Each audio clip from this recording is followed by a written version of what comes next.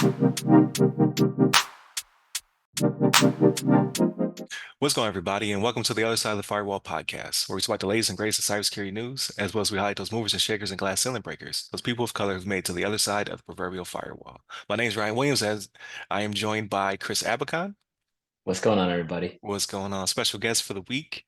So definitely continue to tune in throughout the week. So Monday, Tuesday are topics. So if you have not done so already, please go back to Monday where we talk about Airbus and their upcoming $2 billion acquisition for a big data company.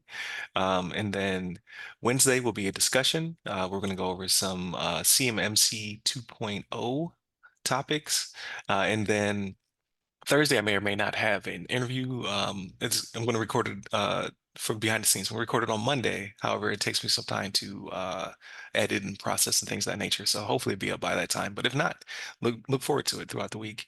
And then Friday, everything else. So movies, books, games, all that good stuff. But this topic. So today we're going to talk about from fedscoop.com, the Energy Department has cyber threats to infrastructure in mind with a $70 million funding offer. So we're starting New Year off with a pretty big bang. So we talk about that $2 billion for Atos that Airbus is trying to spend. Now we're talking about $70 million that the Department of Energy is trying to spend.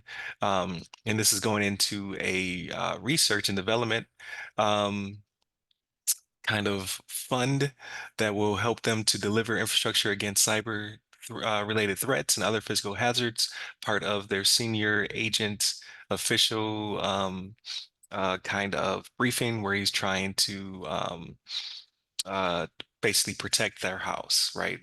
They're trying to beef up their defense. For the Department of Energy. And last week we talked about the ransomware threat that hit, I believe it's Idaho, where the hundreds or thousands of their employees' PII was leaked.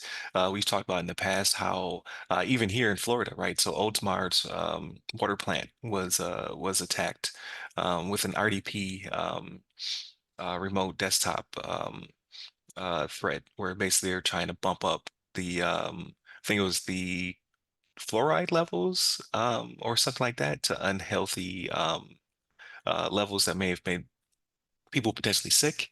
Hopefully that was thwarted. Luckily, somebody was on the stick and paying attention. But we've just in the past we've kind of discussed how um, a lot of our infrastructure is just not as secure as it needs to be, especially in light of the Ukraine-Russia situation, where you're seeing infrastructure attacks on the daily. We've talked about Colonial Pipeline, like, right? So people were panicked because they weren't able to get gas. And we talked about JBS, I believe that's South America, the meat packing company, where they were unable to get their products out the door. So this initiative is absolutely necessary. So, Chris, what's your thoughts? Yeah, so it's definitely a necessary initiative, and it's a welcome one. Specifically, one I wanted to call out one thing, an article where 5 million of the funds will be going to universities, travel nations, companies, and people to provide solutions into the research and development field. So it'd be cool to see, universities and maybe potential training for workforce. But this kind of initiative is I believe, what we need um, the government to step up if we really do have this cybersecurity personnel shortage. Investment into our infrastructure, into our workforce, and into our education is really, really key for this.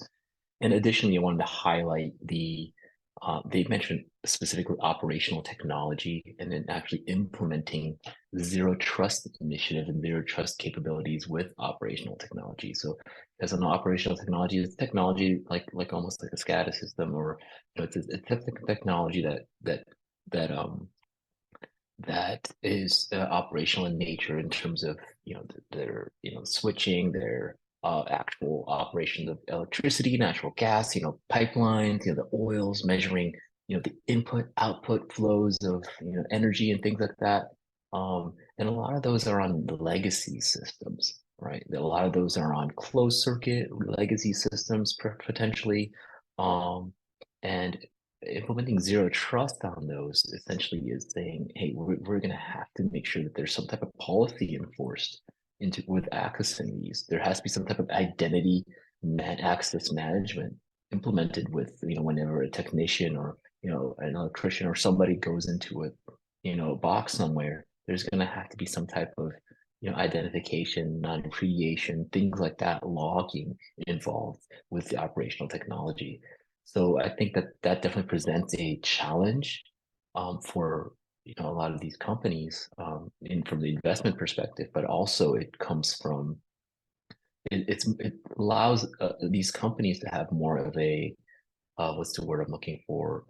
Have more outlook or vision, or be able to see their operational picture better, right? Specifically when it comes to security. So it'll be definitely interesting to see how they implement that.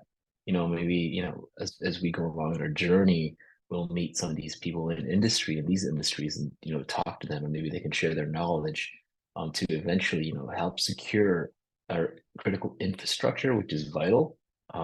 And to um, provide that education, provide giving back to the American community for ensuring our cybersecurity awareness and education. Yeah, absolutely. And it's funny that you mentioned SCADA systems. So I didn't even think about that. Like that was a big push back in, oh Hmm. man, like the 2010s, I want to say, in the Department of Defense. Like they were trying to secure and shore up a lot of those systems. So there's a big push. Like how do we regulate the things that regulate valve pressures and things of that nature that, like you said, are Hmm. closed circuit systems to protect them from the adversary. So. Um, it's still out there. Like those things still exist, unfortunately, and they need a major overhaul or upgrade. Um, but we'll see what the future holds. I think this initiative is pretty good. That's a lot of money. Uh, Not as much money as I would have uh, suspected up front, right? Like when we're talking about government money. However, it's a foot in the door, right? Uh, Hmm. it's a point where they can bring somebody in to hopefully bring in their research and then open up more funds in the future to protect these systems. Because $70 million is a lot of money, but it won't go very far. That's like maybe one power plant. You know what I mean? Yeah, Like right. in the grand scheme of things. Correct. Um, so we'll see what the future holds. Again, this is a topic that comes up uh, multiple times a year, whether it be for nefarious reasons because somebody's been breached or hacked or what have you, or um, we get to see more of these initiatives as they begin to trickle down. So this year, 70 million, maybe next year will be 150 million, right? Like as they progress to protect us and hopefully our power plants, our water systems, and everything in between. So definitely continue to tune in throughout the week. So Monday, Tuesday are topics, Wednesday discussion.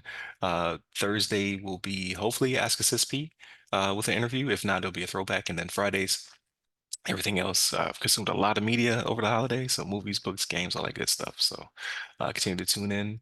Hit up all the websites that go by our name. You get me up personally. I'm at RyRy Security Guy. That's RY Security Guy. You can find me on LinkedIn, Clubhouse, Twitter, and Threads. And you, Chris, where can they find you? You can find me under Chris Avocon on LinkedIn. There it Connect with me there. is. Okay, go ahead and connect with Chris. I'm gonna have his thumbnail up as well, right? The show that he's on the show this week. Um, yeah, continue to tune in. Stay safe, stay secure.